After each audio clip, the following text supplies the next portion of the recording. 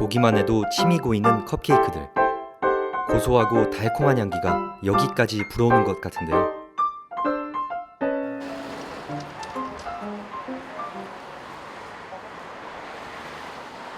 서울 을지로에 위치한 대림상가. 철물점과 조명가게만 가득한 이곳에 특별한 베이커리가 있습니다.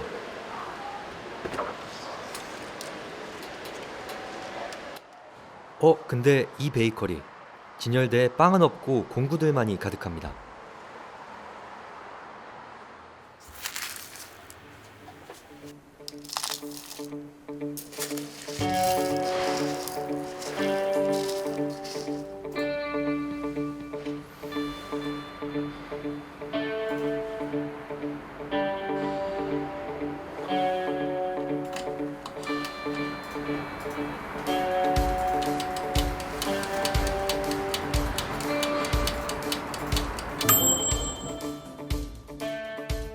만들어진 빵들의 생김새도 범상치 않습니다.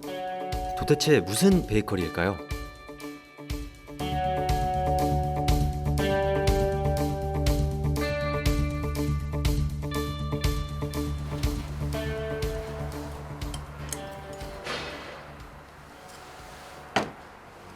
오븐에서 나온 것은 정체불명의 하얀 덩어리인데요.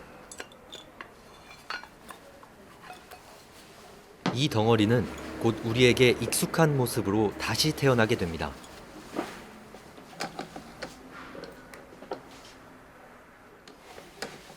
바로 와플입니다.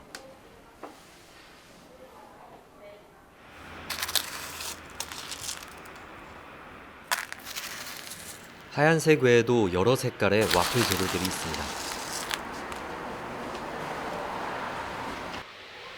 이 가루들, 평소에 보던 와플 재료랑은 많이 다른데요. 과연 정체가 무엇일까요?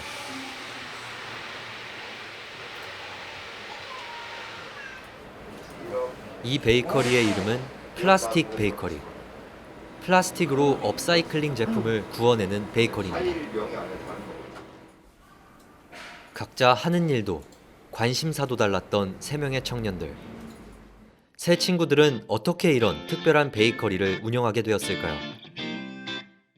요리에 관심이 많은 희수 씨는 자신이 만든 음식을 친구들과 즐길 때 보람을 느낀다고 합니다. 복잡한 베이커리는 베이킹은 해본 적은 없지만 간단한 베이커리 디저트류들은 이제 스스로 만들고 먹어보면서 이제 주변 친구들한테 조금씩 대접해본 적이 있습니다. 준영 씨는 줄곧 디자인 활동을 해왔다고 하는데요. 다양한 분야를 다루었다고 합니다. 산업디자인학과를 졸업하고 가구 디자인을 먼저 하다가 이제 사진뿐만 아니라 그래픽 작업 같은 좀 영역을 많이 넓혀서 여러 작업을 하고 있었습니다.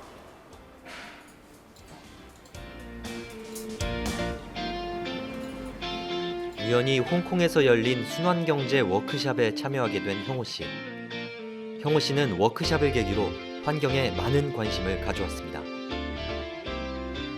홍콩도 길거리 음식을 되게 많이 먹어가지고 거기서도 뭐 일회용 그런 플라스틱 이런 저희가 갖고 있는 문제랑 똑같은 문제를 되게 많이 갖고 있더라고요. 그래서 그런 쓰레기 관련돼서 길거리 음식에서 나오는 그런 것들을 우리가 어떻게 줄일 수 있는지.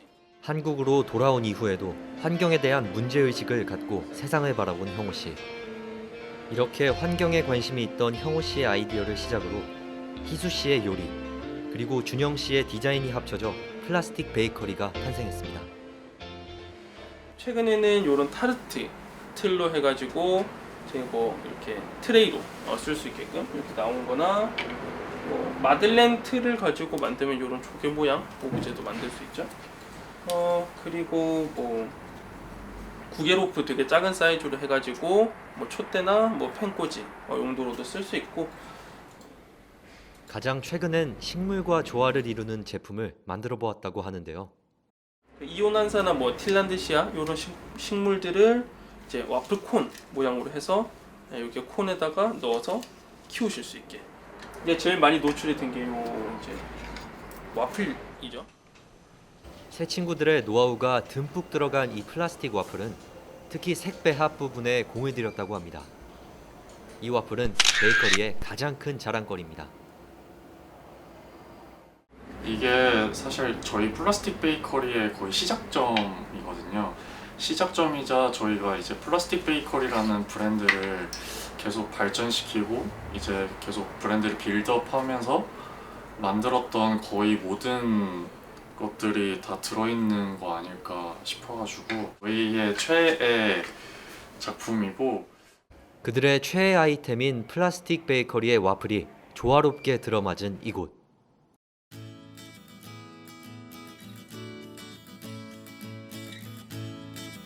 서울시 종로구 서촌이라고 불리는 이곳에 작은 갤러리가 하나 있습니다.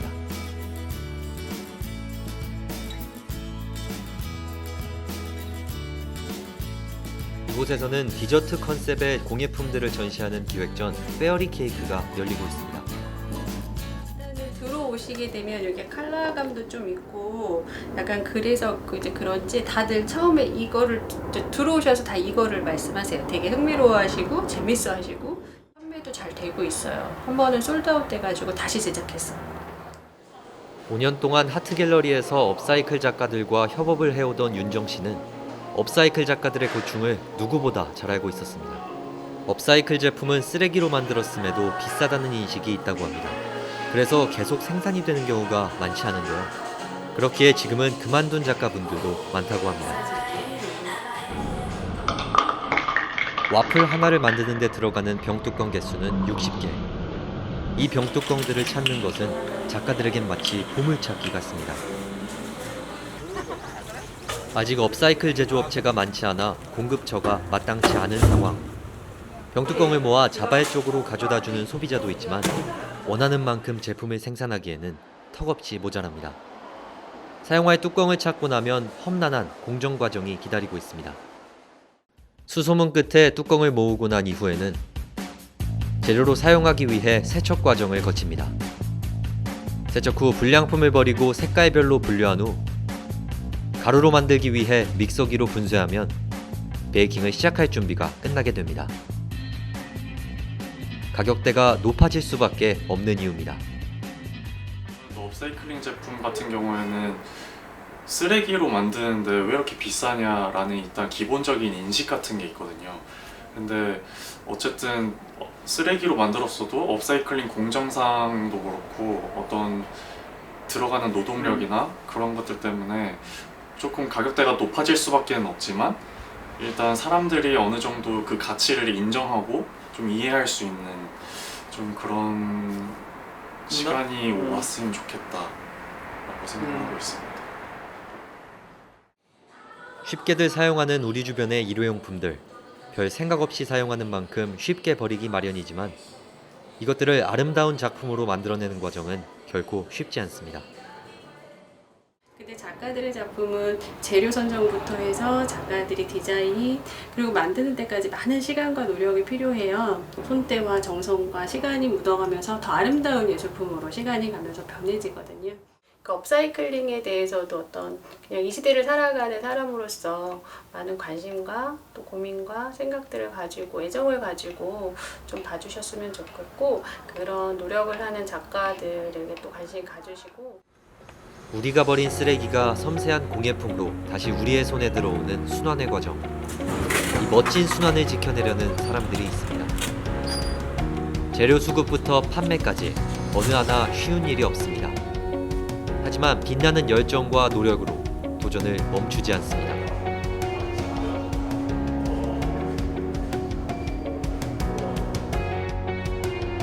여전히 많은 어려움이 기다리고 있지만 그럼에도 계속해서 나아갈 청년들, 그들이 만들어갈 내일, 다시 만날 플라스틱은 어떤 모습을 하고 있을까요?